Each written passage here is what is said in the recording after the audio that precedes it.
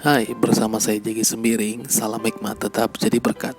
Dalam kesempatan kali ini teman-teman, saya tidak akan memaparkan berita yang kemarin juga, karena berita yang kemarin memang cukup panas bahwa kita mengetahui beliau yang tidak percaya dengan COVID kali ini juga kena COVID. Dan kita sudah tahu apa penyebabnya, bahwa memang beliau yang tidak taat pada protokol kesehatan. Tapi memang zaman sekarang ini adalah zaman pandemi yang dimana semua orang sangat mudah sekali dan gampang untuk terpapar COVID. Sehingga kita harus sangat-sangat menjaga protokol kesehatan kita. Khususnya kalau kita dibilang sebagai pemimpin umat atau seorang yang ditokohkan, maka berilah contoh yang baik, baik sebelum kena ataupun sesudah kena.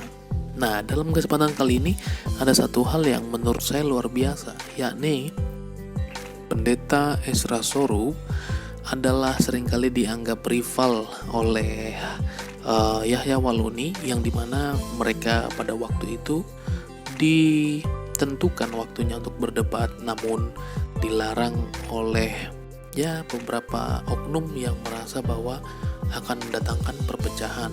Tetapi tidak berhenti sampai di situ. Yahya Waluni terus saja menjelek-jelekan dan terus saja menyebarkan isu-isu palsu tentang dirinya, dan hal itu terus dikejar oleh Bapak Pendeta Ezra Soru sampai ke Papua sekalipun untuk membuktikan kepalsuan kependetaan dan STT yang Yahya Waluni ini bangun. Dan terbukti bahwa semua banyak sekali manipulasi dan kebohongan demi kebohongan, baik saksi dari pendiri mula-mula dan sampai sahabat-sahabatnya yang tahu tentang bagaimana Yahya Waluni ini, sifat karakternya, dan juga bahkan nilai-nilai amoral yang dia miliki, baik perkataan yang suka minum-minum. Memang sejak dia sudah mengaku sebagai pendeta memang sudah terkenal keras, suka berkelahi, maki-maki, dan sebagainya.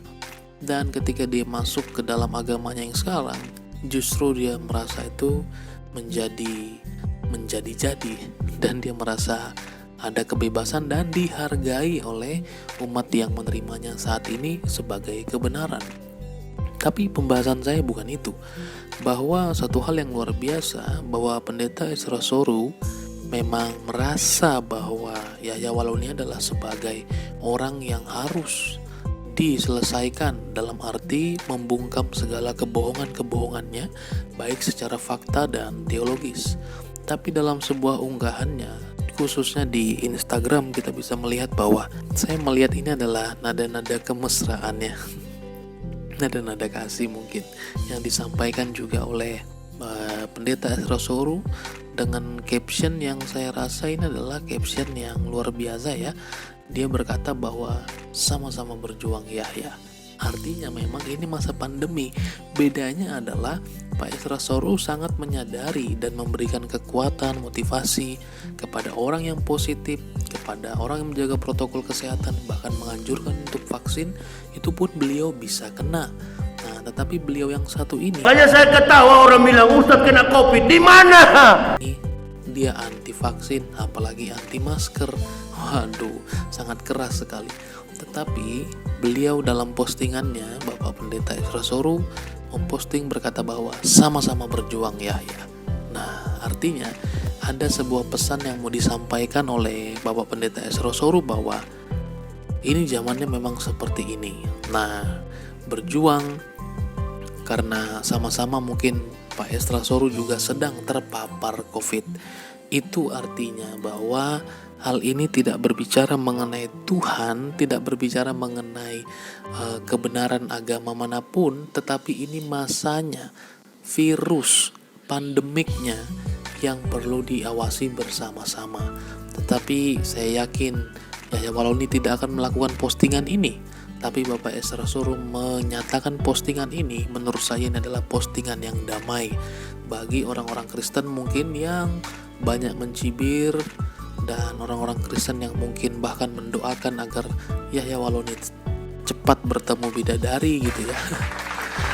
Dan postingan Pak Ezra Soru menurut saya menyadarkan kita bahwa beliau juga kena. Artinya ini bukan masalah Tuhan dan ketuhanan, tapi ini masalah kesehatan. Maka menjadi penting untuk berjuang menjaga kesehatan. Itu dia, menarik bukan teman-teman? Mari kita sebagai orang Kristen mencontoh juga Pak Esra Soru, bukan hanya dalam argumen, tetapi dia juga di tengah-tengah Pak Esra Soru yang juga sedang berjuang melawan COVID, dia tetap diberikan kekuatan oleh Tuhan. Dan untuk Yahya Waloni, kalau dia memang mau berjuang sendiri karena dia tidak percaya, ya monggo juga silahkan. Ya, kita berdoa supaya beliau bertobat dalam kemurahan Tuhan kalau Tuhan izinkan. Thank you teman-teman. God bless you. Tetap jadi berkat, tetap berhikmat.